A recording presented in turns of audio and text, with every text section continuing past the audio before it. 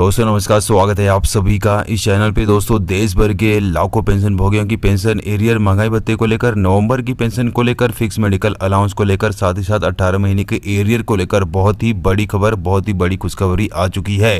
दोस्तों पूरी खबर आपको दी जाएगी, उससे पहले आप इस वीडियो को अपनी तरफ से लाइक कर दीजिए, क्योंकि आपकी लाइक ही हमारी मेहनत का फल होता है। इसके साथ ही साथ चैनल पर पहली बार आए हो तो चैनल को फटाफट सब्सक्राइब जरूर कर लीजिए। दोस्तों चलिए पहली बड़ी खबर आ रही है आपके 8वें वेतन आयोग को लेकर। जी आज तो 8वां वेतन आयोग 1 जनवरी 2026 से लागू होना है, लेकिन दोस्तों अभी तक इसको लेकर कमेटी का गठन नहीं किया गया। केंद्रीय कैबिनेट की 2 बार मीटिंग हो चुकी है, लेकिन दोस्तों इस मीटिंग में 8वें वेतन आयोग की कमेटी को लेकर कोई भी ऐलान नहीं किया गया।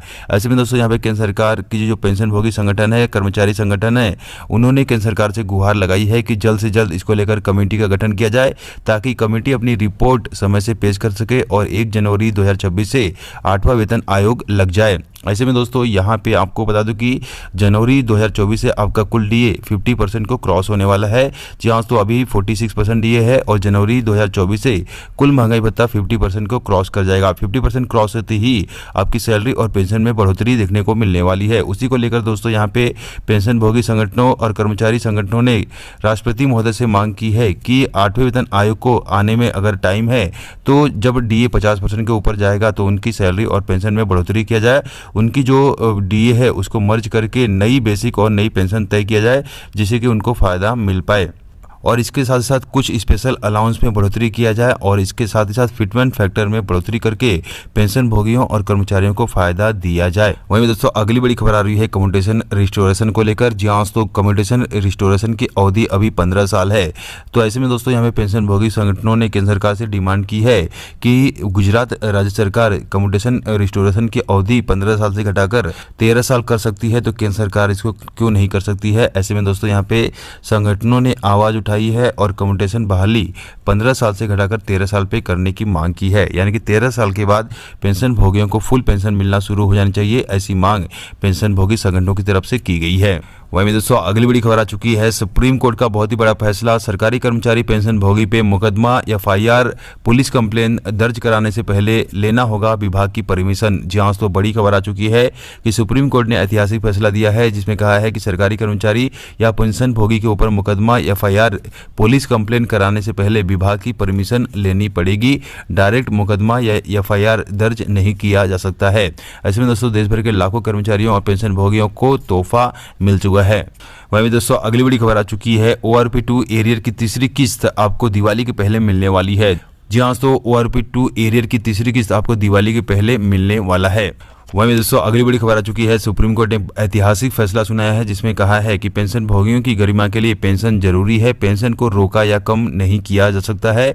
इसके साथ साथ इलाहाबाद हाई कोर्ट ने एक बड़ा फैसला सुनाते हुए कहा कि पेंशन कोई इनाम नहीं है, कोई उपहार नहीं है, कर्मचारी की सेवा का फल होता है। ऐसे में पेंशन को रोकना उचित नहीं है। वहीं दोस्तों अगली बड़ी खबर आ चुकी है पेंशन का भेदभाव को लेकर। जहाँ तो 1 जनवरी 2016 से पहले पदोन्नत किए गए कर्मचारी और 1 जनवरी 2016 को या उसके बाद प्रमोशन पाए कर्मचारी की वेतन में विसंगतियां थी। इन विसंगतियों को दूर करने के लिए केंद्र सरकार कब सामान्य आदेश जारी करेगी, इसको लेकर प्रश्न पूछा गया केंद्र सरकार से।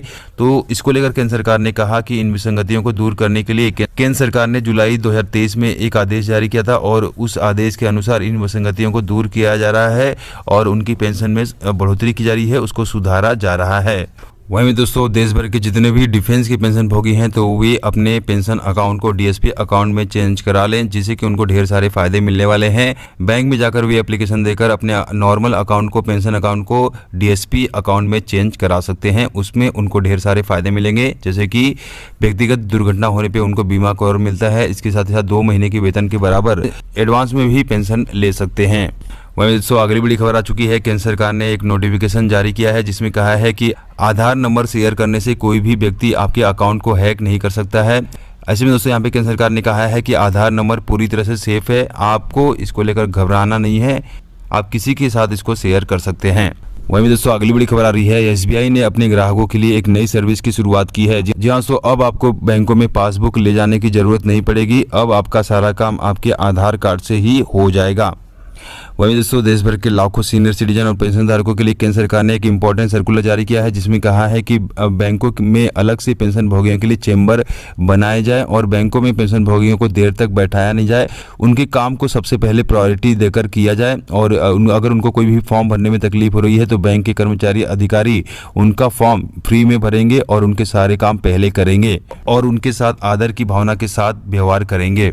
वहीं भी दोस्तों अगली बड़ी खबर आ चुकी है 18 महीने के एरियर को लेकर। जी हाँ दोस्तों, जैसे कि आपको पता है लोकसभा चुनाव आने वाले हैं। लोकसभा चुनाव को देखते हुए पेंशन भोगी संगठनों ने केंद्र सरकार से गुहार लगाई है कि 18 महीने का एरियर का भुगतान उनको कर दिया जाए। देश की आर्थिक स्थिति अच्छी हो गई है तो ऐसे में 18 महीने का एरियर पेंशन भोगियों को रोकना उचित नहीं है। सुप्रीम कोर्ट कहते आई है कि पेंशन भोगियों की पेंशन को उनके ड्यू को रोका नहीं जा सकता है, तो 18 महीने का एरियर पेंशन भोगियों को किस्तों में भुगतान करके दे दिया जाए। वहीं दोस्तों अगली बड़ी खबर नवंबर महीने की पेंशन को लेकर आ रही है। पेंशन भोगी संगठनों ने केंद्र सरकार को चिट्ठी लिखी है और कहा है कि दिवाली का त्यौहार 12 तारीख को है। ऐसे में दोस्तों दिवाली को देखते हुए पेंशन भोगियों की जो पेंशन है नवंबर महीने की वो दिवाली के पहले उनको भुगतान करके दे दिया जाए। साथ ही साथ 4 महीनों का एरियर जिन पेंशन भोगियों को नहीं मिला है तो उनको भी तुरंत से तुरंत एरियर का भुगतान कर दे ताकि वे दिवाली अच्छे से मना सके। वहीं भी दोस्तों अगली बड़ी खबर आ चुकी है। हिमाचल हाईकोर्ट का बहुत ही बड़ा फैसला आया है, जिसमें हिमाचल हाईकोर्ट ने कहा है कि रिटायरमेंट के बाद नहीं की जा सकती है विभागीय जांच। जी हाँ दोस्तों, बड़ी खबर आ चुकी है कि हिमाचल हाईकोर्ट ने पेंशन धारकों के पक्ष में बहुत ही बड़ा फैसला सुनाते हुए कहा है कि रिटायरमेंट के बाद पेंशन भोगियों की विभागीय जांच नहीं की जा सकती है।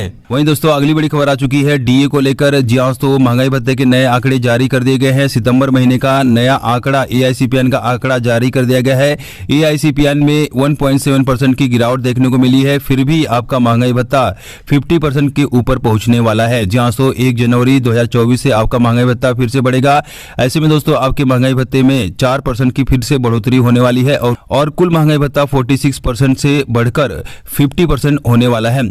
ऐसे में दोस्तों 50% महंगाई भत्ता होते ही आपकी सैलरी और पेंशन बढ़ने वाली है। वही दोस्तों पेंशन भोगियों को 79 ईयर पूरी करते ही एडिशनल पेंशन का भुगतान किया जाएगा। जहां दोस्तों गुवाहाटी हाईकोर्ट के बाद मद्रास हाईकोर्ट का फैसला आया, उसके बाद दिल्ली एएफडी का फैसला आया कि 79 ईयर जैसे ही पेंशन भोगी पूरी कर लेते हैं तो उनकी बेसिक पेंशन में 20% की बढ़ोतरी की जाएगी। अभी के नियम के हिसाब से 80 साल पूरा होने के बाद 20% की बढ़ोतरी की जाती है, लेकिन दोस्तों पेंच यही फंसा था। बहुत सारे कर्मचारी पेंशन भोगी सुप्रीम कोर्ट का रुख किए थे, तो सुप्रीम कोर्ट का बड़ा फैसला आया है कि 79 ईयर पूरी करते ही पेंशन भोगियों की पेंशन में 20% की बढ़ोतरी की जाए।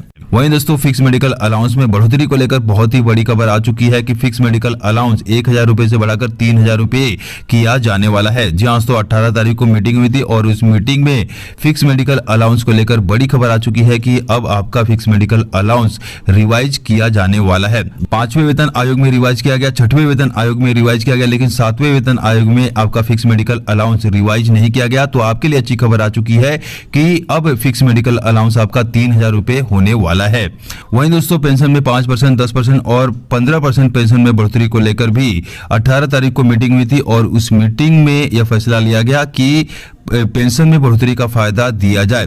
तो अब उम्र काफी कम हो गई है, तो ऐसे में दोस्तों अभी जो 80 साल पे मिलता है तो उसको घटाकर 65 साल से ही पेंशन में बढ़ोतरी का फायदा दिया जाना चाहिए। तो उसको लेकर भी पॉजिटिव खबर निकल कर आ रही है कि इसका भी भुगतान होने की संभावना दिखाई दे रही है।